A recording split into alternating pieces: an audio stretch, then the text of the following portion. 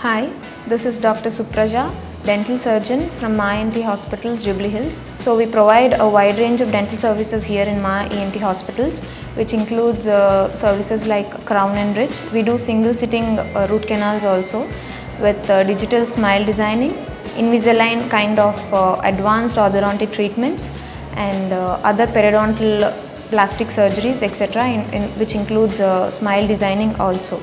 So we mainly focus on patients with post-COVID complications who have undergone diseases like black fungus with moderate to severe bone loss in the upper jaw, and for whom teeth is completely lost. We mainly focus on replacing the lost teeth post black fungus by using special implants, patient-specific implants and zygoma implants, and patients with severely compromised bone will be going for bone grafts followed by implants. We specialize in treating geriatric patients, which means old age patients, as treating them under one roof with the following multidisciplinary approach. Patients with other systemic compromised health conditions like cardiac diseases and all will undergo the primary clearance from the general physician. Patients who have undergone treatment for black fungus earlier will require a clearance from the ENT doctors.